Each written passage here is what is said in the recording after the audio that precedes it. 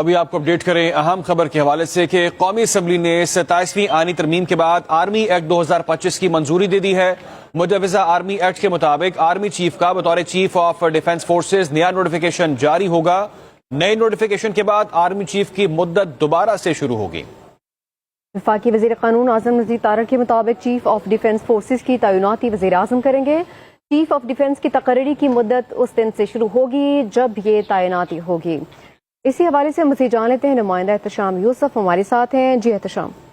دیکھیے نوٹیفیکیشن جو ہے وہ جب یہ بل آ چکے قومی اسمبلی سے اپروو ہو چکا ہے، اب اس کے بعد یہ کل صبح سینٹ میں پیش کیا جائے گا اور تینوں جو سروسز کے حوالے سے جو بل وفاقی حکومت نے وفاقی وزیر دفاع نے آج قومی اسمبلی میں پیش کیے، یہ تینوں بلز اب دوبارہ سے سینٹ میں پیش کیے جائیں گے اور دونوں ایوانوں کی منظوری کے بعد یہ بل ٹرانسمٹ کیے جائیں گے پریزیڈنسی کو، اور صدر مملکت آصف علی زرداری جب اس بل کی منظوری دیں گے اس کے بعد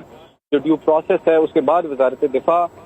چیف آف ڈیفنس فورسز کی تعیناتی کا نوٹیفیکیشن جاری کرے گی۔ جہاں تک اب تک کا سوال ہے، قومی اسمبلی نے اب سے کچھ دیر قبل اس کی سادہ اکثریت کے ساتھ منظوری دی ہے۔ وفاقی وزیر دفاع خواجہ آصف نے army act, air force act اور نیوی ایکٹ میں ترامیم کے جو بلز ہیں وہ ضمنی ایجنڈے پر آج قومی اسمبلی میں پیش کیے، جس کی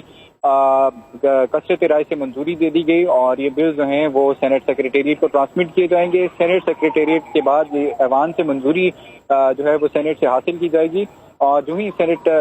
ان بلز کی منظوری دے گا انہیں ایوان صدر کو ارسال کیا جائے گا اور ایوان صدر میں صدر مملکت آصف علی زرداری کی منظوری کے بعد ہی وزارت دفاع جو ہے وہ چیف آف ڈیفنس فورسز کی تعیناتی کا نوٹیفیکیشن جاری کرے گی۔ تاہم یہاں پر ایک قابل ذکر نقطہ یہ ہے کہ آج وفاقی وزیر دفاع جو وفاقی وزیر قانون اعظم نذیر تارڑ ہیں، انہوں نے اس حوالے سے ایوان میں یہ بتایا کہ جو نئے چیف آف ڈیفنس فورسز ہوں گے ان کی تعیناتی کی مدت 5 سال کی ہوگی اور وزیر اعظم شہباز شریف جو ہیں وہ وفاقی کابینہ کی سفارش پر ان کی منظوری دیں گے اور موجودہ آرمی چیف جو ہیں وہ ہی اس عہدے کے اہل ہوں گے۔ جی اچھا احتشام،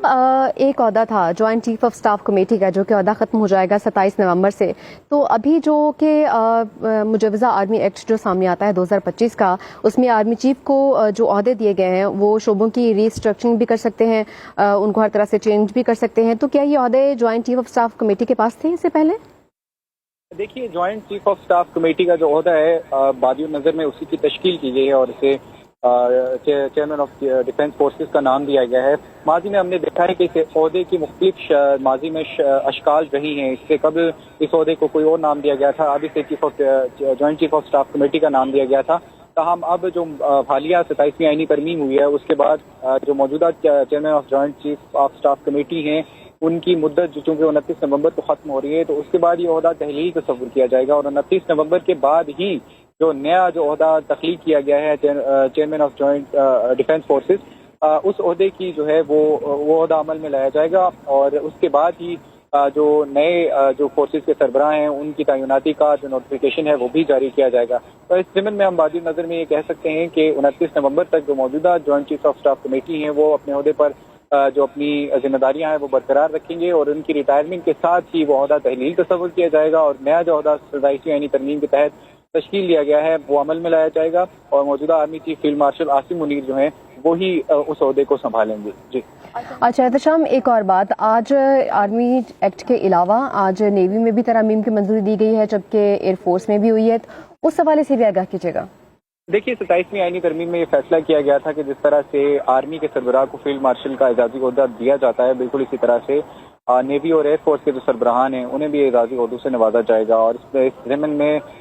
ہی آج ایئر فورس اور نیوی کے جو ایکٹ ہیں ان میں ترامیم کی گئی ہیں اور جو نئے عہدے ہیں ایئر فورس اور نیوی کے جو سربراہان ہیں ان کے لیے وہ عہدے جو ہیں وہ تشکیل دیے گئے ہیں۔ جی احتشام، اس سے پہلے chairman joint chief of staff committee کا جو عہدہ ہوتا تھا وہ 3 سال کے لیے ہوتا تھا، ان کی مدت 3 سال ہوتی تھی، لیکن ابھی کیا اس عہدے کو، اس مدت کو بڑھایا گیا؟ جی یقینی طور سے اس عہدے کی جو مدت ہے وہ 3 سال سے بڑھا کر 5 سال کر دی گئی ہے اور آج وفاقی وزیر قانون اعظم نذیر تارڑ نے اس عہدے کی مدت کے حوالے سے ایوان میں یہ کلیریفیکیشن دیتے ہوئے بتایا کہ جو ہی جو نئے چیف آف ڈیفنس فورسز یعنی CDS ہوں گے وہ اپنا عہدہ سنبھالیں گے تو اس مدت سے، اس یوم سے لے کے اگلے 5 سال کے لیے وہ اس عہدے پر فائز رہیں گے۔ 5 سالہ اس عہدے کی جو مدت ہے اس کو یقینی بنایا گیا ہے اور 27ویں آئینی ترمیم کے ذریعے سے یہ نیا عہدہ جو ہے وہ آرمی میں انٹروڈیوس کروایا گیا ہے۔ Joint chief of staff committee کا عہدہ ختم کیا گیا ہے جس کی مدت 3 سال تھی، تاہم جو نیا عہدہ تخلیق کیا گیا ہے اس کی مدت جو ہے وہ 5 سال رہی اور 5 سال کے بعد نئے جو چیف آف ڈیفینس فورسز ہوں گے ان کی تعیناتی وزیر اعظم اس وقت کے وزیر اعظم وفاقی کابینہ کی سفارش